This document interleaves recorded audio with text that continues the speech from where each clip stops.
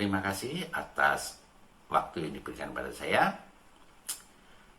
Hadirin sekalian, Assalamualaikum warahmatullahi wabarakatuh. Selamat siang dan salam sejahtera bagi kita semua. Pertama-tama saya ingin menyampaikan ucapan terima kasih kepada segenap panitia yang telah melibatkan saya dalam acara webinar yang diselenggarakan pada hari ini. Dan yang kedua, saya ingin menyampaikan salam hormat saya kepada pengurus RW pusat dan daerah, termasuk ketua kolegium dan anggotanya, dan juga kepada para narasumber. Dan yang ketiga, saya ingin menyampaikan ucapan selamat datang kepada segenap peserta webinar.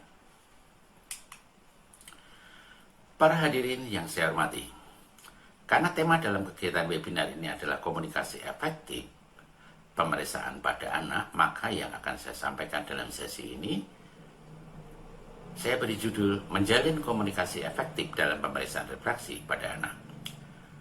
Ada 3 sub pokok bahasan yang akan saya sampaikan dalam sesi ini.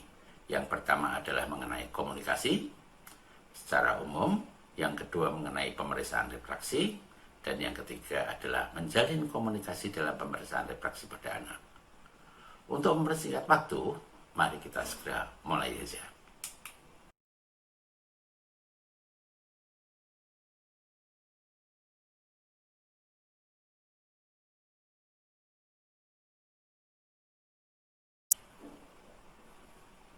Hadirin sekalian, apa sebenarnya yang dimaksud dengan komunikasi?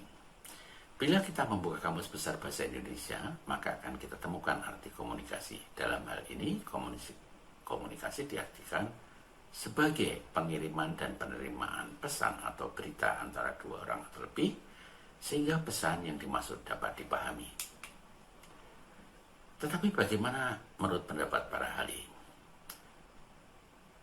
Ada yang menyebut komunikasi adalah suatu proses di mana seseorang atau komunikator menyampaikan stimulus, biasanya dalam bentuk kata-kata, dengan tujuan mengubah atau membentuk perilaku seseorang atau khalayak. Ada yang menyatakan bahwa komunikasi adalah suatu proses penyampaian informasi, gagasan, emosi, keahlian, dan lain-lain melalui penggunaan simbol-simbol seperti kata-kata, gambar-gambar, angka-angka, dan lain sebagainya. Ada pula yang menyatakan komunikasi adalah satu proses yang membuat sesuatu dari yang semula dimiliki oleh seseorang atau monopoli seseorang menjadi dimiliki oleh 2 orang. Dan masih banyak lagi pengertian yang diberikan oleh para pakar komunikasi. Namun demikian, secara umum komunikasi dapat diartikan sebagai suatu penyampaian pesan baik secara verbal maupun non-verbal yang mengandung arti atau makna tertentu. Atau lebih jelasnya dapat dikatakan penyampaian informasi atau gagasan dari seorang kepada orang lain. Dalam hal ini, yang dimaksud dengan komunikasi secara verbal adalah komunikasi melalui kata-kata yang diucapkan. Apabila berbicara tentang komunikasi verbal, maka di dalam terdapat pesan verbal berupa kata-kata yang diucapkan.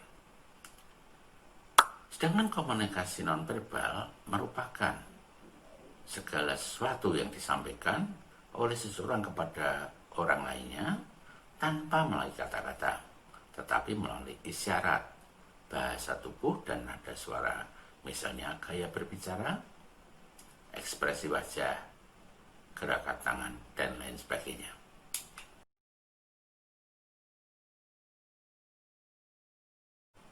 Hadirin sekalian, marilah kita samakan persepsi kita tentang unsur atau komponen komunikasi. Aristoteles, seorang ahli filsafat Yunani kuno, dalam bukunya Rhetorica menyebutkan bahwa suatu proses komunikasi memerlukan 3 unsur atau komponen yang mendukungnya, yaitu siapa yang berbicara, apa yang dibicarakan, dan siapa yang mendengarkan. Komponen yang pertama adalah komunikator. Komunikator ini adalah orang yang menyampaikan pesan atau pertama kali berbicara. Sedangkan komponen kedua adalah komunikan, orang yang menerima pesan. Sedangkan yang ketiga adalah topik pembicaraan.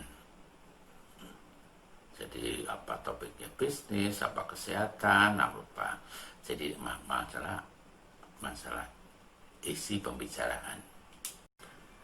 Hadirin sekalian, komunikasi akan berlangsung secara efektif bila ada kesamaan makna mengenai apa yang dipercakapkan.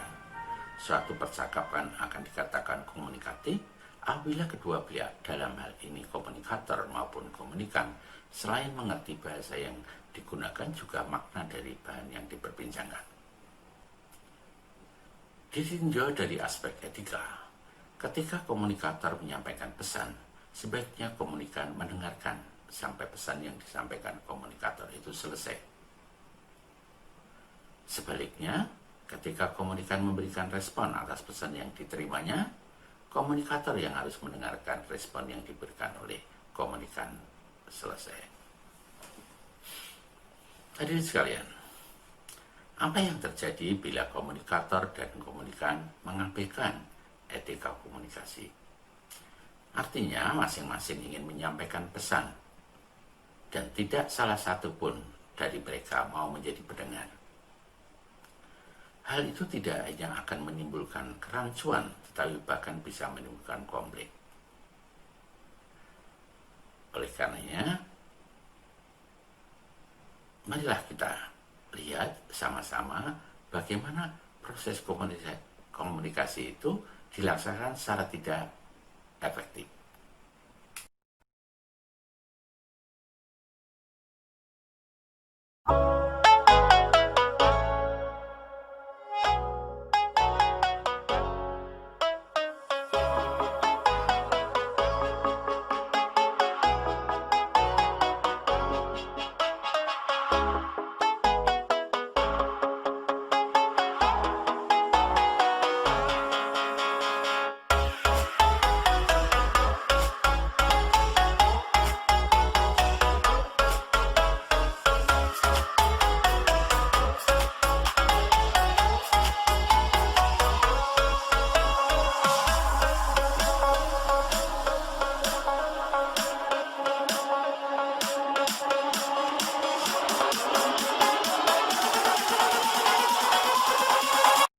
Hadirin sekalian, video tadi menggambarkan bagaimana komunikasi dilaksanakan secara tidak efektif.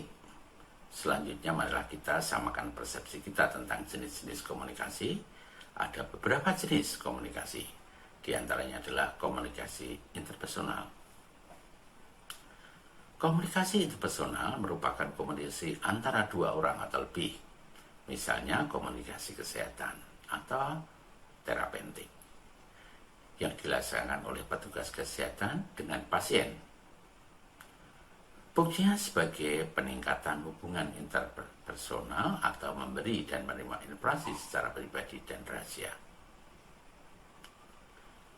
Ada jenis lainnya, yaitu komunikasi kelompok, merupakan komunikasi yang terjadi di dalam satu kelompok, baik kelompok kecil maupun kelompok besar. Seperti halnya saat ini kita sedang melakukan komunikasi kelompok. Ada jenis lain, yaitu komunikasi massa, merupakan komunikasi yang terjadi pada kelompok besar. Fungsinya untuk mempengaruhi orang banyak, seperti bagaimana yang disajikan dalam TV itu. Kembali ke komunikasi interpersonal atau termasuk dalam komunikasi kesehatan, menurut Nato Atmojo, komunikasi kesehatan merupakan usaha yang sistematis untuk mengaruhi secara positif perilaku kesehatan masyarakat dengan menggunakan berbagai prinsip, metode komunikasi, baik menggunakan komunikasi interpersonal maupun komunikasi massal.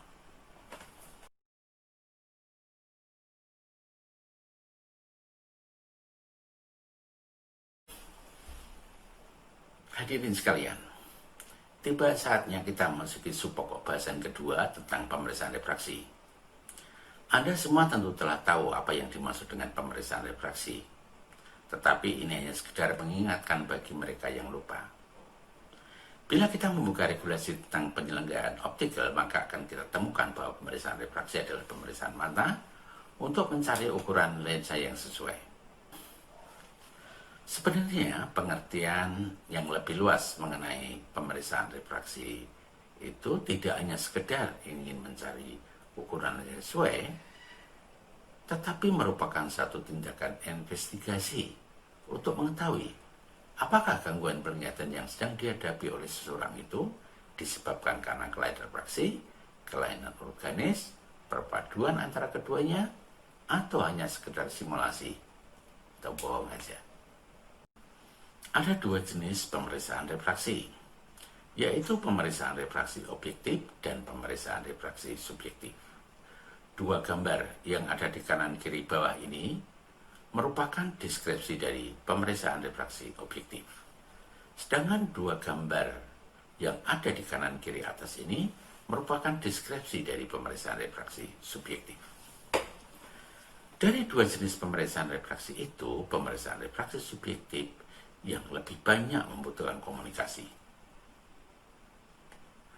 Dalam penyelenggaraan pemeriksaan refraksi secara subjektif, seorang refraksionis optician atau optometri akan selalu menyampaikan pesan kepada konsumen kesehatan yang sedang dilayaninya itu, dan pesan itu dapat berupa instruksi atau pertanyaan.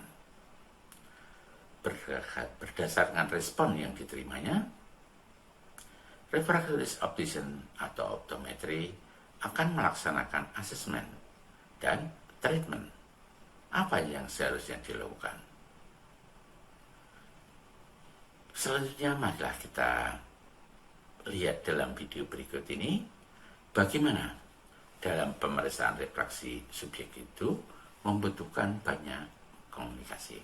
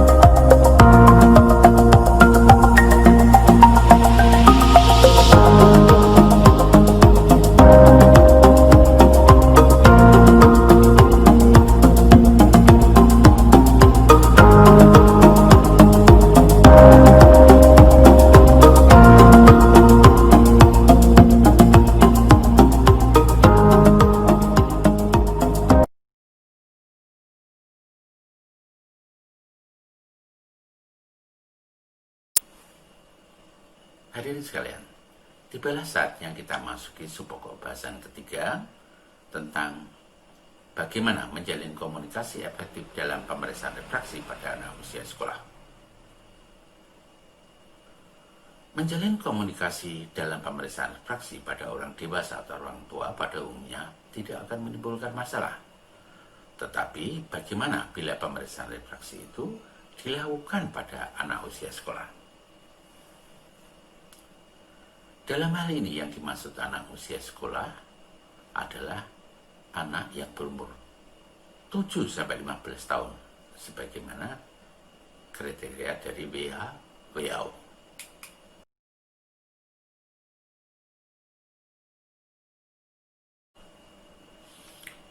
Langkah paling awal dalam penyelenggaraan pemeriksaan refraksi adalah dengan melakukan anamnesa. Anamnesa itu sendiri merupakan metode pengumpul data yang dilakukan dengan teknik wawancara. Tujuan yang dicapai dalam penyelenggaraannya merupakan suatu upaya untuk mengetahui identitas penderita, keluhan utama, riwayat penyakit, serta latar belakang masalah kesehatan lainnya. Wawancara itu dapat langsung dilakukan dengan si anak, tetapi dapat juga dilakukan dengan orang yang mengantarkannya. Sekarang, bagaimana sikap kita ketika kita melakukan anamnesa pada anak usia sekolah? Pertama-tama, kita harus tunjukkan mimik muka dan gerak tubuh yang membuat anak senang dan nyaman. Seperti dengan tersenyum saat mengajak mereka berbicara, jangan sampai anak merasa takut. Yang kedua, sejajarkan kontak mata dengan anak saat bicara. Hal itu dimaksudkan agar anak merasa diperhatikan, karena pada dasarnya anak itu memang ingin diperhatikan dan membutuhkan perhatian. Dan yang ketiga, gunakan kalimat positif saat bicara dengan anak. Artinya, hindarkan sisipan kata dalam kalimat jangan, tidak, belum. Karena jika ada sisipan kata itu, mungkin anak merasa dihakimi, jadi dipersalahkan. Kemudian, ucapkan kalimat dengan singkat, jelas, dan sederhana agar anak mudah memahami. Jadi kalau kalimatnya panjang, dia kadang tidak memahami. Singkat saja. Berikutnya adalah mendengar, menjadi pendengar yang baik bagi anak. Artinya jangan memotong respon anak sebelum kalimat yang disampaikannya selesai.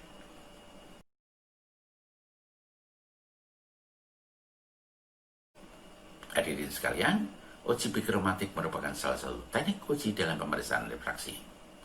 Tujuan yang hendak dicapai dalam penyelenggaraannya merupakan satu upaya untuk memprediksi status refraksi penderita, apakah hipermetrop, miopia, atau hipermetrop.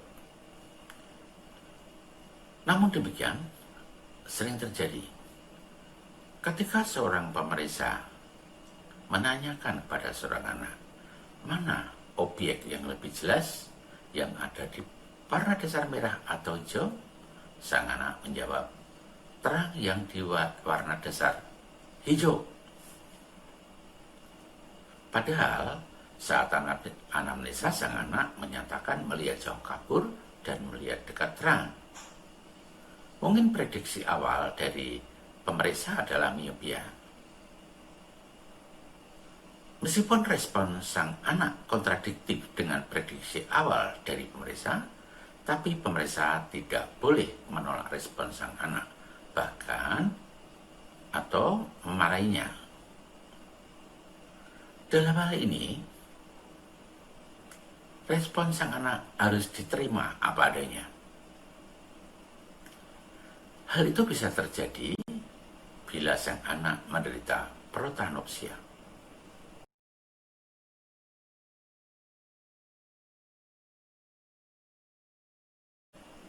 Hadirin sekalian, ketika seorang melakukan koreksi pada saat itu sebenarnya sedang menguji apakah gangguan penglihatan yang dialami oleh penderita itu masih dapat diperbaiki menggunakan lensa koreksi.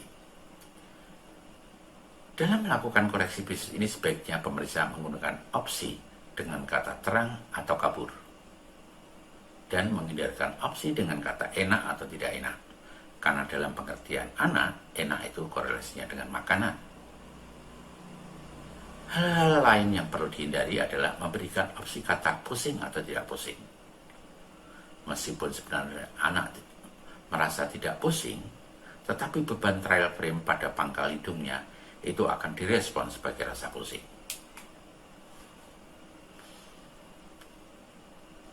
Hadirin sekalian, ada pepatah yang mengatakan tidak ada pesta yang tak akan pernah usai. Begitu pula dengan sesi saya dalam webinar hari ini. Bila ada sikap dan tutur kata yang kurang berkenan, saya mohon maaf. Demikian yang dapat saya sampaikan. Wassalamualaikum warahmatullahi wabarakatuh.